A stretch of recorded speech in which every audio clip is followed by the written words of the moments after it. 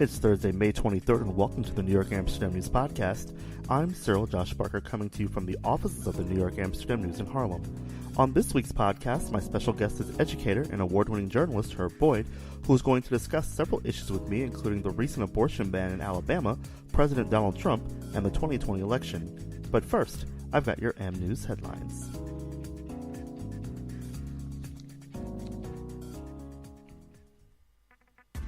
This week's front page story is Abortion Dilemma, highlighting the recent national conflict over abortion.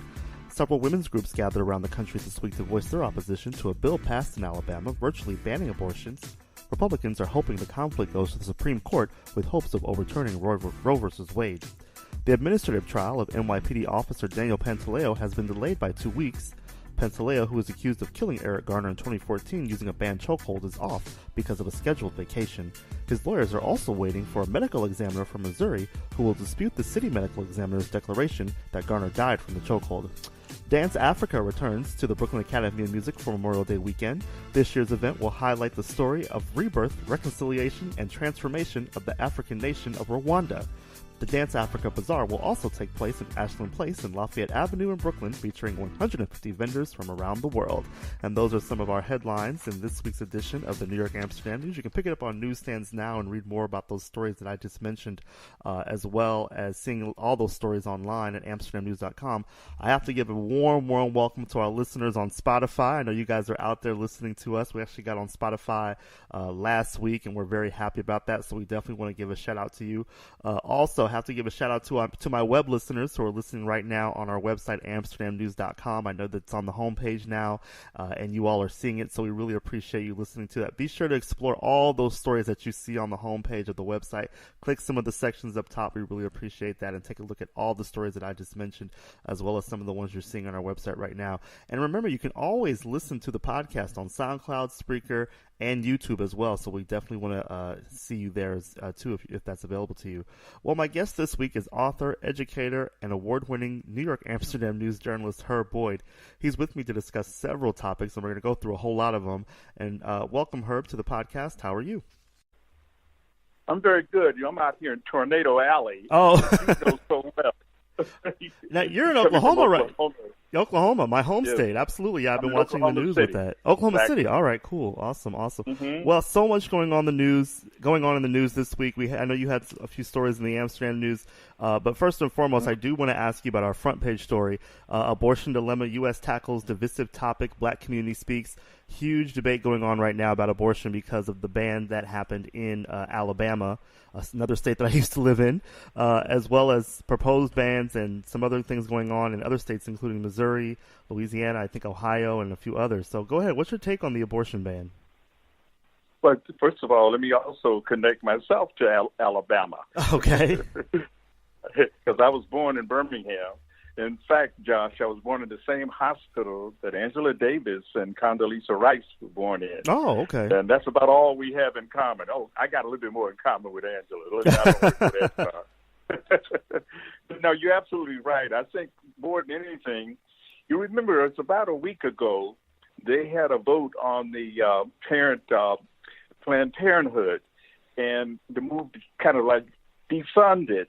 And it went to the Supreme Court, and to our surprise, Brett Kavanaugh sided with the liberals. Okay. So that was kind of a astonishing turnabout. Of course, Roberts also, because, you know, you have to have a kind of 5-4 decision there. So getting Kavanaugh, I mean, we had really protested hard against his nomination. And so it's kind of surprised to see that he would side with the liberal wing and then say, no, you cannot defund Planned Parenthood. Mm-hmm. Now, we know that that's inseparable from the whole abortion situation that's going on from state to state. And as far as last Saturday, I was at NAN, the National Action Network. Right. And Reverend Sharpton elaborated on that after he dealt with the whole Eric Garner situation. He took some time to talk about this whole abortion vote that seems to be almost taking epidemic proportions across the country. You know, at least 5 states now have put in motion their own decrees, their own rules and regulations, their own laws about abortion. And as far as he's concerned, that's just a measure of states' rights. In other words, returning to an old bugaboo, something that goes all the way back, Josh, to the civil rights, to the whole history of civil rights in this country, say nothing of the Civil War. Right. It takes it back to the Civil War. So here you have, again, this here vestige, at least the implication of states' rights on the march again.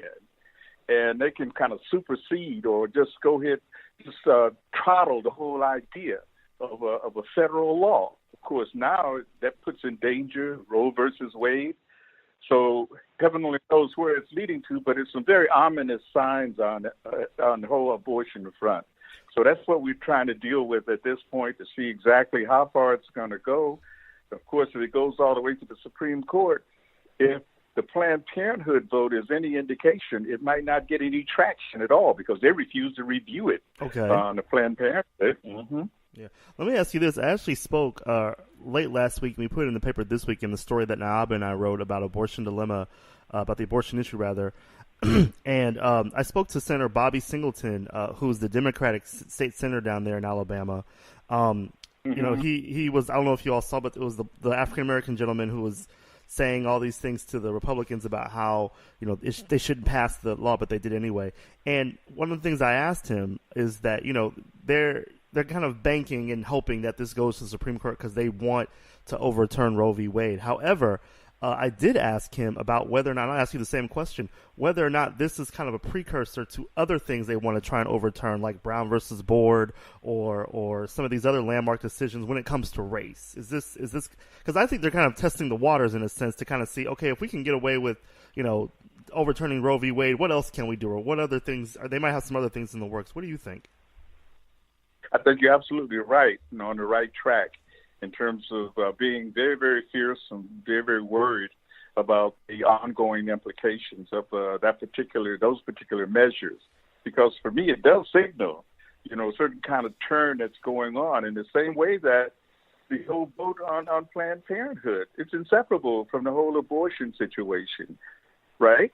So you can see that step by step, you know, what are you doing? So we begin to erode, particularly when you look at the Trump administration in terms of the rollbacks that are occurring. You know, I also wrote this week about the whole EPA situation. Right, and we're going to talk about that, yeah, that's overarching everything. That's to do with just about that impacts everybody in this country, no matter what the issues are. And, of course, it has global implications, too, because, you know, what you have is like you emitting into the air these particles in terms of fossil fuels that endangers everyone, particularly people who have pulmonary or lung problems, certainly asthma, breathing situations.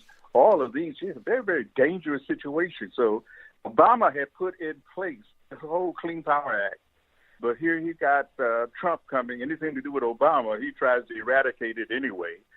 So we're not surprised at all by that. But that can be very devastating, particularly for young people in this country, if you continue to emit, you know, these fossil fuels, the kind of destruction of the ionosphere, in fact, and what it has in global implications. It's dangerous. So you connect that with the abortion situation. You connect that with a number of other rollbacks that are already on the agenda for the Trump administration. It is not at all very comforting to discover now we have them moving into the personal body. It's enough to have a cancer in the body politic, as one of our op-ed writers wrote this past week. But it's enough to have, you know, someone say something that the whole planet, you know, he already has refused to accept the idea. And scientific proof. And we have scientific proof on a number of these things. But I think one of the things we shouldn't ignore, Josh, about the whole abortion situation is that the diminishing birth rate among white women in this country. Yeah. And so you have to be concerned, you know, that the browning of America, you know, that was like, the whole, we used to argue about that back in the 1960s. Right. In terms of what it meant, you know, if we live long enough, along with the red people, the yellow people, the brown people, and the black people, you know, those colors at some point will begin to dominate.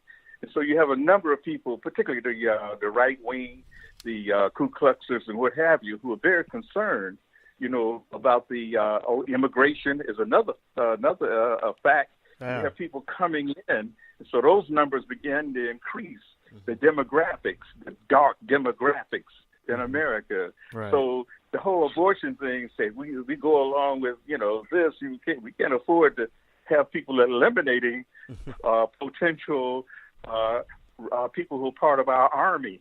We got to fight this whole notion, Yeah. So, but I think that's a deeper aspect and something we can talk about at another point. Absolutely, in terms of the anthropological aspects of it. Yeah. But hey, we got a number of issues out there. In some way, you can see how they're all interrelated, how they're all connected. You definitely can. And I even said on my personal Facebook page, I said today Roe v. Wade, tomorrow Brown versus Board, because I think again this is kind of a preview of what we might be seeing in the future.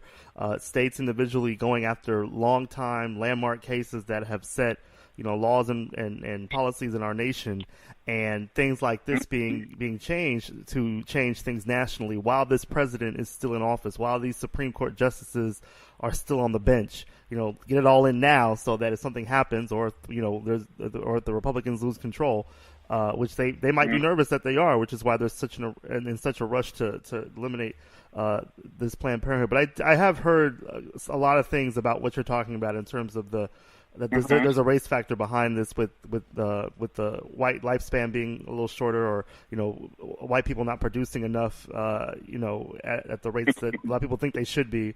So I definitely had heard that. Well, I do have to talk to you, since we're on the topic of Trump. I do have to talk to you about more than a couple of things happening with the president right now. Let's kind of start with the meeting between Nancy Pelosi, Chuck Schumer, or the meeting that wasn't, rather. Let's just be honest, it wasn't even a meeting. He walked out between Chuck Schumer, Nancy Pelosi, and Donald Trump, and the emergency press conference, or the impromptu announcement he made yesterday.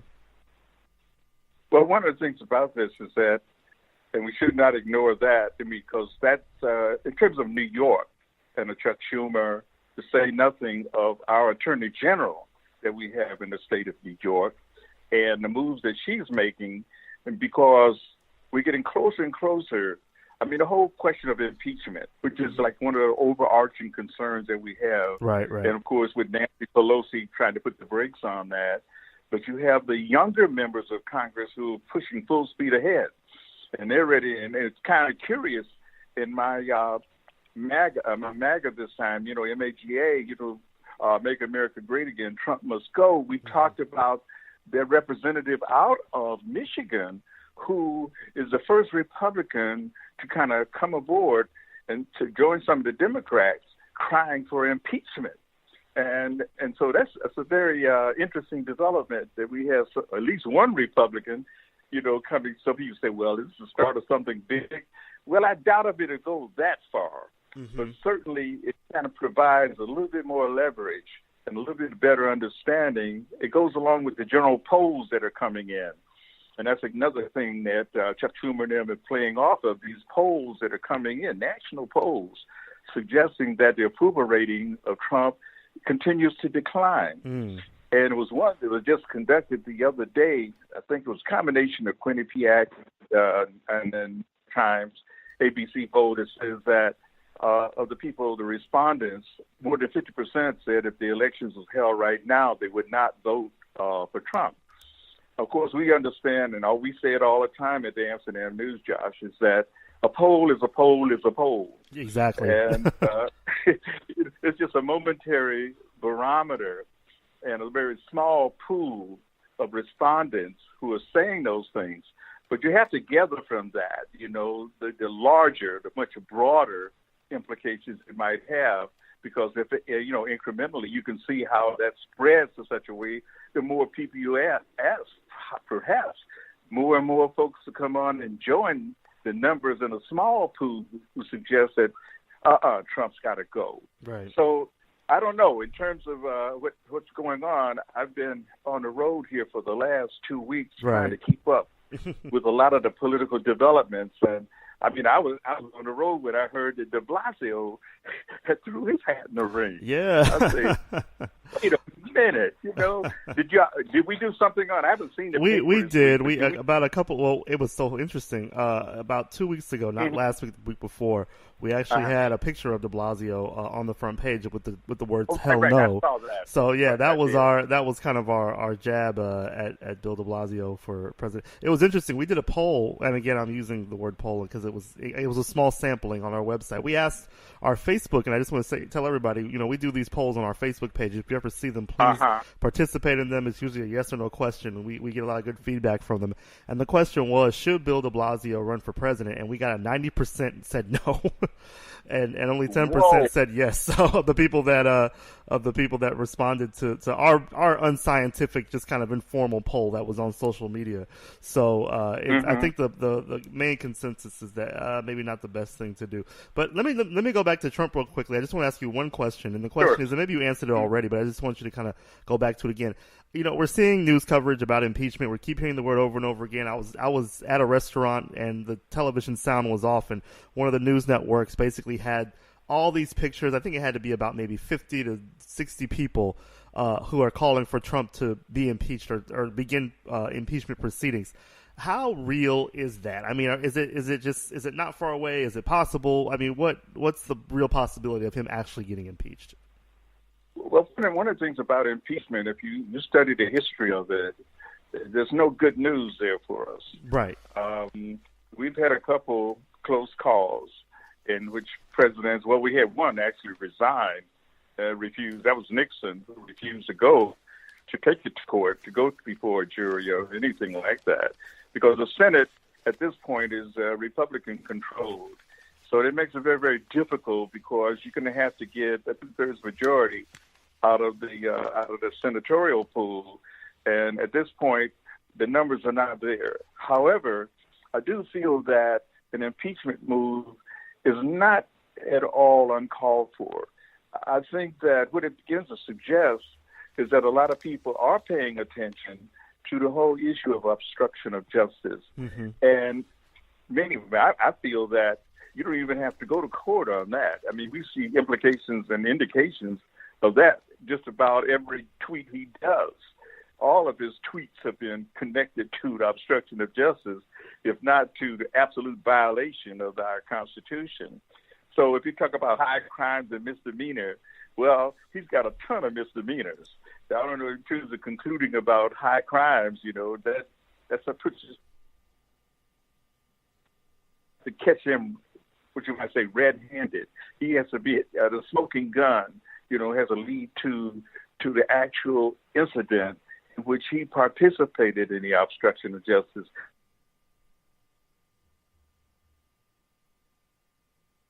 She's been on that beat for quite a while, and not without some kind of concerns about, what has he done, that would call for this here kind of growing concern. And of course, that one Republican coming over, that certainly, ups the ante a bit. Right, that we'll have maybe a few others coming in there who are concerned about that.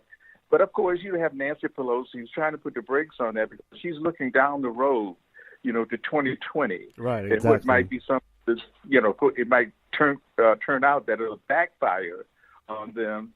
But at this point, I don't think anything is going to necessarily change the needle, move that needle one moment until we get to the 2020 and see which one of the Democratic candidates come out of this year. I mean, what we up at 22, 23, maybe 25 before quite a few.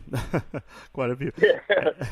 And I did want to talk to you about your story. You talked about it a little bit at the start of the interview here. Your story on page 4, it's also online, Trump and the Possibility of Climate Chaos. And, it's interesting how, with everything that's going on with climate and clean air and all these issues that we're having, with the environment, this president just does not seem to care or is listening to the chorus of people who are saying that climate change is not a thing, that doesn't exist, even though we're seeing, in Oklahoma, for example, that's my home state as well. I'm looking at the television almost every morning and I'm seeing, all these tornadoes. And of course, I'm thinking about my family and the safety of everybody that I know that's down there. But, it's hard for me. I can't deny science. I'm looking at at what scientists are saying and what's going on in the world. We just had Superstorm Sandy here in New York City. Heaven forbid if it happens again. It probably will. I don't know. But, tell us a little bit about your story here, about Trump's position on climate and why he's just totally just not listening to what's going on when it comes to the science. Well, it's not unusual, Josh, and we've been quite familiar with his reluctance to go along with scientific evidence. Of course, his whole renege and absolute denying anything to do with climate change and global warming. And we have almost conclusive evidence that those are things, some very, very real concerns. There ain't no fake news there, fellow. It's a very, very serious situation that we're facing. I think the tornadoes that are happening out here where I am right now, and in fact, we got one pressing toward this evening, not too close to Oklahoma City, but you saw yesterday what it did to Jefferson City, the capital of Missouri. Yes. I mean, that ripped that town apart. Yeah. And that's only just up the road from us, from Joplin, from Joplin back down to where we are here in Oklahoma City. So, but Oklahoma over the years, like particularly just south of us and more, is really tornado alley, because I went there about 4 years ago when it ripped through Moore, Oklahoma. Mm-hmm. But I think these are some of the things, these are what you might call the kind of climate issues out there that's connected with what's going on, as we begin to endanger the whole environment. And what he's rolling back on the whole Environmental Protection Agency, that he did it right from the start. When you put somebody in head of the agency who's anti-environment, I mean, you can anticipate nothing but the worst. So that's what he's done with each one of his agencies. He put someone at the head of the agency who's opposed to the overall mission and objectives of that particular agency. So right away you say, wait a minute now, this cat, in terms of being counterintuitive, he's just absolutely a madman. So what's happening with, he can't ignore the fact when you have the devastation that's occurring in this country, he's not only, unscientific, anti-scientific, but he's insensitive. Mm-hmm. And I feel that he's absolutely unfit, incompetent. I think in my editorial today's paper, we talk about, this here kind of incompetency, coming from someone who's just absolutely incomprehensible, that he doesn't understand, not only what it means for us in this country, but the kind of global implications, Josh, what it means for the whole planet. And so, for U.S. to continue to pump all this disease into the air, pollute the whole globe, that's absolutely perilous for us. We're imperiled by an imperial president. Put it like that. Yeah, pretty much. So I do have to also ask you, while I have you here, about the presidential election for 2020. A lot of people putting their hat in, most notably the mayor of New York City, Bill de Blasio, announcing last week that he was going to run. What's your take on it? A lot of people I keep hearing the same thing over and over again. It's too many people that are running for the Democratic nomination. And I have to agree with a lot of them. We were just having a conversation, like we were trying to memorize and remember who all of them were. So what's your take on it? Who do you think? I mean, I think Joe Biden is leading in the polls right now from what I just heard a while ago. What's your take on the 2020? Well, I think we would have to go with, at some point, they're going to have to go ahead and they're going to eliminate each other, because I guess the first debate comes up in June here. Right. And we'll get an indication about some of the platforms and programs and where these different candidates stand, although only 20 of them can really debate. And de Blasio's coming at a time where he's got to, first of all, he's going to have to get a 1% rating, with at least 3 national polls. Mm-hmm. He's got to have 60,000 donors, in terms of people making contributions, donations to his campaign. So let's see if he can bring those numbers in, because if those numbers don't come in, it's academic at this point, whether or not he'd be there or not. And then you got so many candidates in there, and you're absolutely right in terms of Biden, having the lead. But, of course, that means very little, because I can give you at least 4 elections, and it's probably much too early in the game to be talking about I mean, you've got to go closer and closer to the wire to make a determination about, because these polls that are conducted at this point could be absolutely meaningless, a month from now. You can have a shift because actually you see some ascendants, particularly with Elizabeth Warren, seems to be picking up a little bit. Okay. She jumped from 9% to 14%. And, of course, Bernie is always around. Bernie's going to be banging at the door, right down to the end, So it's a matter of, what happens with these other candidates who begin to say, I'm no longer in it, and I'm turning my votes over to so-and-so. Mm-hmm. So you're going to see that happening a lot as you get closer to the end line, and people trying to say, oh, come on, hey, Julian Castro, can I have your vote? Or who they choose as their running mate, who they suggest would be their running absolutely during the debate. Yeah, I've made a prediction about that. A lot of these folks that are running, are also looking for maybe, they might not be the presidential candidate, but they would certainly like to be the running mate of the presidential candidate. And also to add that there a lot of these folks also, again, they might not win president or the nomination for president, but they certainly might be a first choice for a cabinet position in the White House of whoever wins. So that's, my prediction. Also, I do want to say that I think that you can't run a campaign, you just anti-Trump. People that are voting for the Democratic Party already know that they don't like Trump. And I think that running on a campaign with real issues, talking about, how to pay student loan, getting student loans paid down, cutting taxes and other things that people are dealing with on a day-to-day basis is kind of what some of these candidates need to really be focusing on, as opposed to just the constant rhetoric, well, we don't like Trump. We know that already, but, I think people want to hear real issues. All right, my last question for you, Herb, while I have you here, I got to talk to you about Malcolm X Day. We just had it. Malcolm X Day. Malcolm X would have been 94 years old on Sunday. It would have been his 94th birthday. A lot of great things going on here in the city. I know that the march that happened on 125th, there was also the pilgrimage to his gravesite. Such always a wonderful and moving event to see and go to. I know you've done a lot of work with the Shabazz family, and just can you just fill folks in on your connection to Malcolm X and the family?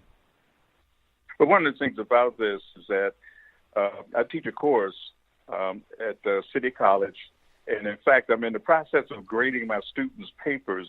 Because on the 28th, I got to turn all my grades in. Oh, okay. And believe me, Josh, this was probably one of the most, exciting, I've got to say so myself, the enthusiasm of the students, the insights, the questions that they raise, the information, the projects that they propose, all of that's a good sign for me. I know it's it's only 35 to 40 students that I have in the classroom, but I think it ramifies in such a way as they take that back to, their sisters and brothers. They take it to their friends and comrades.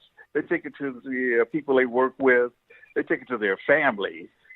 That's a good indication that people can pick up on the legacy of El-Hajj Malik El-Shabazz, the Malcolm X. Because no matter which one of those names he had, he represented, it was represented by a particular kind of cultural and political outlook. If he was saying he was called Omawali, he had the whole African perspective in mind. He ends up with El-Hajj Malik El-Shabazz, which, of course, that he is pretty much identified with Orthodox Islam. But he was still a black nationalist. That's what I try to make sure people understand, that the Pan-Africanist, the internationalist perspective that he had toward the end of his life, he was on the precipice. He was just beginning to emerge into a world leader. He had already met, through 1964, he had sat down with at least a dozen major world leaders, including Nasser of Egypt, to Kwame Nkrumah, to Julius Nyerere, to Ezekwe. So all of these individuals had come into contact and felt some of his magic, some of his majesty, some of his genius. And that's something we hope that resonates and takes attraction, all over this country. In the same way that Dr. King, we have streets named, I just come off of a street here in Oklahoma City called Martin Luther King Avenue.